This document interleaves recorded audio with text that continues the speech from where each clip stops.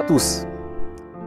Je vous avais promis une suite à l'histoire de Jonas que je vous ai raconté dans une précédente vidéo. Alors je brosse vite le tableau. Jonas, que j'ai intitulé d'ailleurs Jonas le nationaliste, hein, prophète malgré lui. Jonas est un prophète, donc quelqu'un qui parle de la part de Dieu, qui délivre des messages de la part de Dieu à différentes populations, suivant le cas. Et donc Jonas, on est en moins 780 environ avant Jésus-Christ, et Jonas est envoyé dans une ville qui s'appelle Ninive à l'époque et qui aujourd'hui est plutôt identifiée comme étant Mossoul au nord de l'Irak. Donc Jonas se situe sur la terre d'Israël, donc vous voyez où est Israël.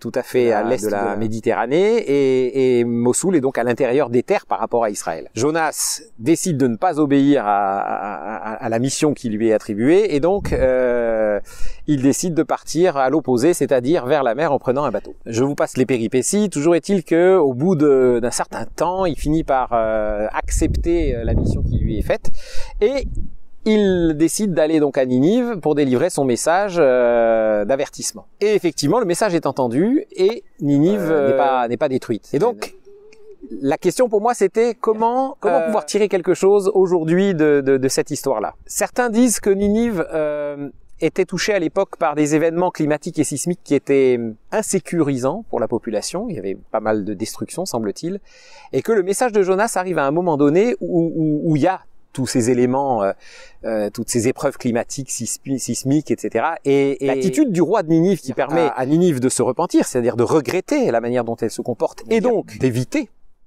une destruction, ou en tout cas de pouvoir recevoir une protection particulière, est vraisemblablement expliquée par l'état d'insécurité dans lequel la population se trouvait. Et donc elle avait, disons, une oreille peut-être un peu plus attentive à des messages qui étaient pas forcément audible quand tout va bien. Aujourd'hui, on est mi-février 2021. Et cette histoire me paraît intéressante à plus d'un titre.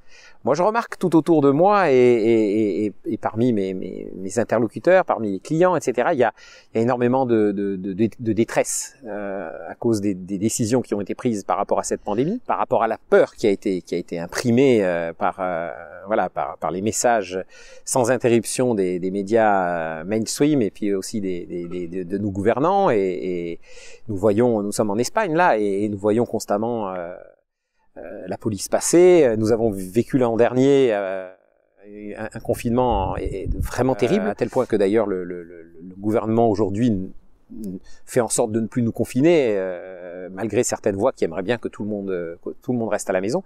En tout cas, les entreprises meurent, les gens ont faim, et on sait de quoi on parle puisqu'on participe à notre niveau à de la répartition de nourriture qui est généreusement donnée par des gens qui ont de quoi. Mais on voit la détresse, on voit la détresse physique, on voit la détresse psychique, on voit la détresse émotionnelle. On voit dans les journaux, dans les nouvelles, sur les réseaux sociaux, la quantité de gens qui sont vraiment dans le désespoir.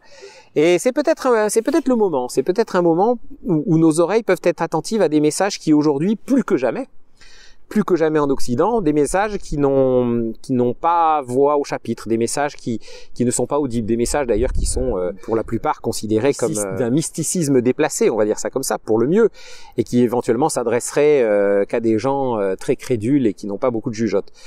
Eh bien, moi, je pense au contraire qu'on est dans une situation, peut-être que la voix de Dieu peut nous parler. Peut-être que il peut nous dire, écoute, il y a une voie pour toi, il y a une possibilité pour toi d'examiner ta vie, d'examiner tes choix, de voir où tu en es, et de faire un pas afin que tu puisses pleinement profiter des choses bonnes que j'ai réservées pour toi. Et les choses bonnes, elles peuvent être sur tous les plans. Ça, c'est une première partie de l'enseignement que je peux tirer de Jonas pour aujourd'hui. Je vais en tirer un deuxième, mais qui est beaucoup plus personnel, mais je tiens à vous le partager parce que c'est quelque chose qui peut vous servir aussi. Dans l'histoire de ce fameux Jonas, qui est assez extraordinaire, c'est que Jonas fait le contraire de ce qui lui est demandé. Jonas a une mission. Son job, c'est d'être prophète, c'est de délivrer des messages de la part de Dieu. Et c'est une mission qu'il a. Et il est très sélectif dans l'auditoire à qui il accepte de délivrer son message. Alors que dans l'intention de Dieu, c'est pas du tout ça. Dieu se préoccupe de tout le monde, du monde entier. Dieu se préoccupe de chacun d'entre nous, Dieu se préoccupe de la vie entière, que ce soit les animaux, les plantes, etc. Et Jonas n'est pas d'accord avec ça. Mais Jonas a toujours de très bonnes raisons, finalement, comme chacun d'entre nous.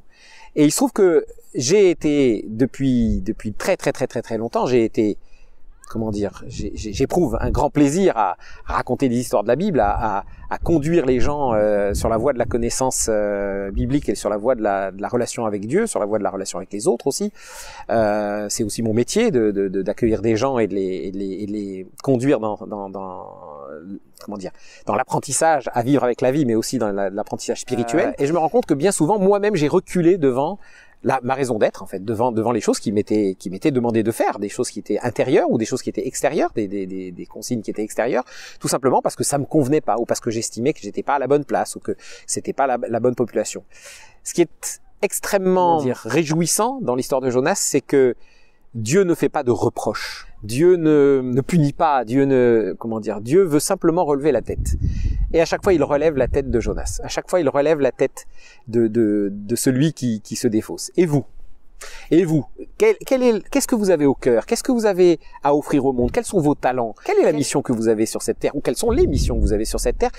Et vous reculez parce que c'est pas le bon moment, parce que comme moi, vous avez peur du lendemain, vous avez peur de l'avenir, vous avez peur du qu'en dira-t-on, vous avez peur tout simplement de louper le coche, de pas avoir la bonne opportunité, etc. Qu'est-ce qui vous empêche? Qu'est-ce qui m'a empêché?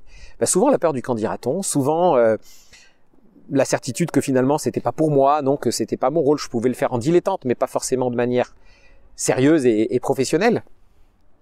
Et puis ça revient tout le temps. Eh bien, examinez-vous un petit peu et regardez si en vous il n'y a pas une idée, comment dire, quelque chose qui revient constamment que vous pourriez faire, que vous pourriez faire pour les autres, que vous pourriez faire avec les autres.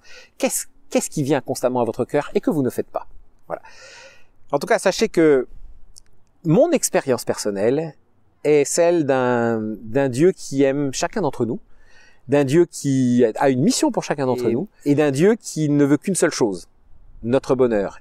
Et même au milieu de toute cette tourmente que nous vivons en ce moment, qui est complètement terrible, je vous dis, on voit des suicides qui augmentent, la faim qui augmente dans nos pays dits occidentaux civilisés. Nous ne sommes pas des pays du tiers-monde, mais nous sommes en train de vivre des choses absolument terribles que personne d'entre nous n'a vu ces 40 ou ces 50 dernières années. Voilà.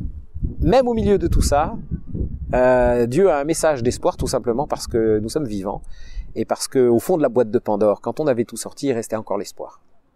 Je vous embrasse.